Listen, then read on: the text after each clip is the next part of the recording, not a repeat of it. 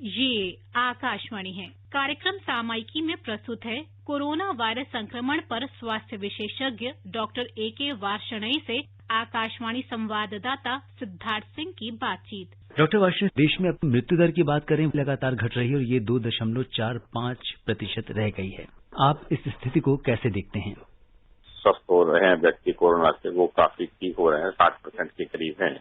मृत्यु दर भी घट रही है, परंतु थोड़ा सा चिंता का विषय जरूर है कि रोज जो केसों का नंबर है वो बढ़ता चला जा रहा है। तो इसका कारण यही है कि जो हम बार बार बात कर रहे हैं कि भाई हमारे लोगों को जो एहतियात रखने हैं, और खास तौर से जो 3 ही एहतियात बताए गए हैं, जब भी घर से बाहर निकले मास्क पहने, अगर कोई आपके सामने है व्यक्ति और उसको प्रेरित करें कि वो मास्क पहने, नहीं पहन रहा तो उसके लिए बोलें कि जरूर पहने। मास्क को सही ढंग से पहने, क्योंकि सही ढंग का मतलब है कि नाक और मुंह दोनों ढके होने चाहिए। कई बार हम लोगों ने देखा कि लोग मास्क पहनते हैं परंतु वो अपनी नाक को खुला रहने देते हैं, केवल मुंह पे मास्क लगा लेते हैं। कई बार जब वो बात कर रहे होते हैं तो मुंह से भी मास्क हटा लेते हैं, क्योंकि उनको लगता है शायद मास्क लगा के हम प्रॉपर तरीके से बात नहीं कर पाएंगे। तो ये गलत चीज है। दूसरे, सोशल डिस्टेंसिंग जहां तक पॉसिबल है वो करें। आइडियल तो 6 फीट बोलते हैं, परंतु कम से कम 3 फीट की दूरी जरूर बना के रखें।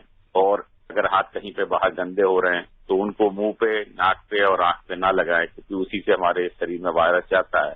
कहीं भी से बाहर से आए तो पहले अच्छी तरीके से साबुन से 20 से लेकर 40 सेकंड तक धोएं। अगर साबुन उपलब्ध नहीं है, बाहर मार्केट में है, आपको लगता है हाथ गंदे हो गए हैं, तो कोई एल्कोहल बेस्ड सैनिटाइजर जिसमें 60-70% से ज्यादा एल्कोहल है, अपने हाथों को साफ करें। अगर ये 3 मामूली एहतियात जो कि बहुत बड़ी नहीं, अगर हम इसका पालन करेंगे तो जो इन्फेक्शन है, क्योंकि ये जो वायरस है वो एक व्यक्ति से ही दूसरे व्यक्ति में फैलता है और कोई तरीका नहीं, तो उसको रोका जा सकता है। क्योंकि वायरस की इन्फेक्टिविटी बहुत ज्यादा है। मेरा एक मतलब है कि वायरस अगर आप किसी भी संक्रमित व्यक्ति के संपर्क में आते हैं और प्रोटेक्टेड नहीं है तो वायरस जरूर फैल जाएगा। जी डॉक्टर वार्ष्णेय, आपसे ये समझना चाहेंगे कि जो रैपिड एंटीजन टेस्ट अगर किसी पेशेंट का पॉजिटिव आता है तो क्या उससे RT-PCR टेस्ट भी कराना चाहिए? स्टैंडर्ड टेस्ट होता है वो RT-PCR होता है, उसमें वक्त लगता है। और रैपिड एंटीजन टेस्ट का यही फायदा है कि ये हमको 15 से 20 मिनट में जो है रिपोर्ट हमें मिल जाती है। और ये पॉइंट ऑफ केयर का मतलब है कि जहां पे भी पेशेंट है वहां पे भी टेस्ट किया जा सकता है। हालांकि इसमें भी नाक से स्वाब लेते हैं, परंतु ये पूरी किट आती है। इसका एक एडवांटेज है कि अगर वो पॉजिटिव है फिर आपको दूसरे टेस्ट कराने की बिल्कुल भी जरूरत नहीं है। ये माना जाएगा कि आप पॉजिटिव हैं।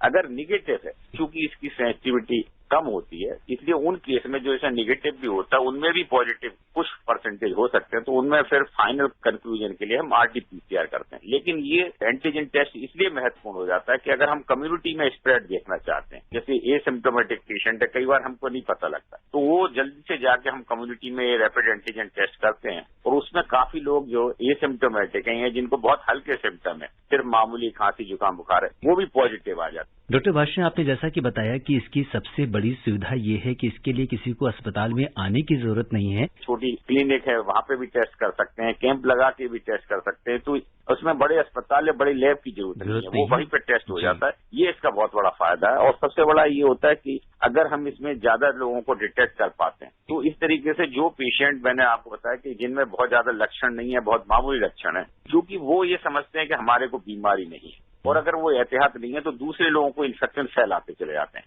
अगर हमको पता लग गया कि वो है तो उनको हम आइसोलेट कर सकते हैं। और मान लीजिए एक मोहल्ले में, एक बिल्डिंग में अगर काफी लोग आ जाते हैं तो उस बिल्डिंग को हम आइसोलेट कर सकते हैं, कंटेनमेंट जोन बना सकते हैं, जिससे कि इन्फेक्शन एक से दूसरे में ना फैले। तो ये टेस्ट इस तरीके से बहुत महत्वपूर्ण हो जाता है।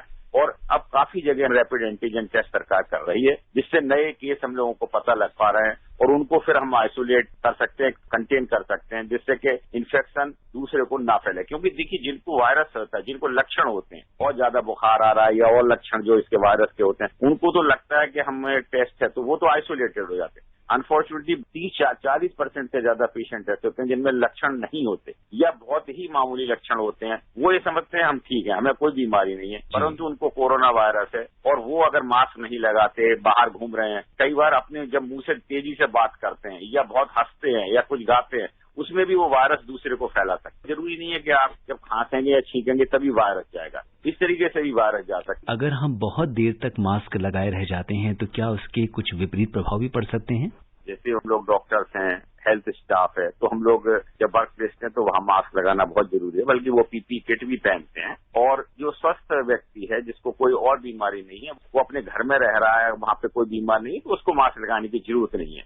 हाँ, अगर आप ऑफिस प्लेस में हैं और अगर आप अपने अलग रूम में रह सकते हैं, अगर वर्क प्लेस आपका है, तो आप मास्क लगाना इतना जरूरी है। लेकिन अगर आपका वर्क प्लेस सामूहिक है, एक ही जगह है, उसमें बेटर है कि आप मास्क लगाएं। और ज्यादातर आप 5-6 घंटे तक, अगर आपको कोई सांस की बीमारी नहीं है, कोई हार्ट की बीमारी नहीं है या और कोई बीमारी नहीं है, तो वो मास्क को इस्तेमाल कर सकते हैं। जो हमारे डिस्पोजेबल मास्क होते हैं, जिसको हम सर्जिकल मास्क भी बोलते हैं, वो हमारे 4-5-6 घंटे में खराब भी हो जाते हैं, क्योंकि उसमें ह्यूमिडिटी आ जाती है, उसमें सॉइल्ड हो जाते हैं, वो अपनी सांस की भाप से वो डिस्पोज कर दिया जाता है। जो N95 मास्क हैं, उसको ये होता है कि हम लोग स्टरलाइज भी दोबारा कर सकते हैं, या फिर 4-5 मास्क का सेट रख सकते हैं।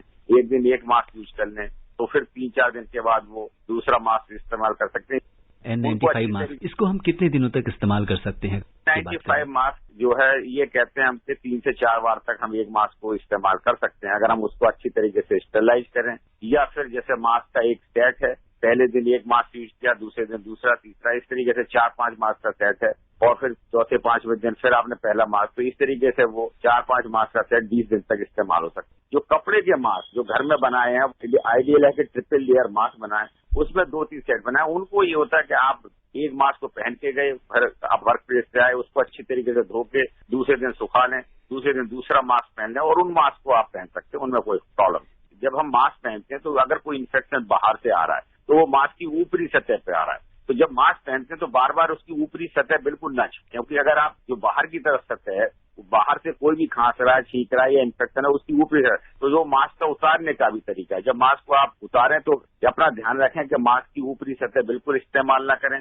जो कपड़े का मास्क है, अगर घर में बनाया तो उसकी अच्छी तरीके से वॉशिंग मशीन में धोने के लिए डाल दें, और अपने हाथों को अच्छी तरीके से उसके बाद उतारने के बाद वॉश करें 20 सेकंड तक। फिर अपने हाथों को अपने नाक, मुंह या आंख में लगाएं, क्योंकि अगर जो मास्क आपने पहना हुआ है और उसकी ऊपरी सतह या बाहरी सतह को आप बार बार छूते हैं या बार बार टच करते हैं, तो उसमें वायरस अगर वहां पे है, तो वो वायरस फिर आपके नाक, मुंह या आंख में जा सकता है, और वो मास्क पहनने का जो फायदा है वो बेकार हो जाएगा, उससे आपको इन्फेक्शन लग सकता है। तो डॉक्टर वार्ष्णेय, अगर हम बात करें कोविड-19 के इलाज के लिए वैक्सीन की, एम्स में जिस तरह से इसके ह्यूमन ट्रायल के लिए जो रजिस्ट्रेशन शुरू हुए हैं, इसके बारे में चर्चा हो रही थी, तो इसके बारे में थोड़ा सा हमें डिटेल में बताइए। जैसे हम लोग बार बार वैक्सीन की बात कर रहे हैं, और पूरे संसार में काफी लोग वैक्सीन पे कर रहे हैं।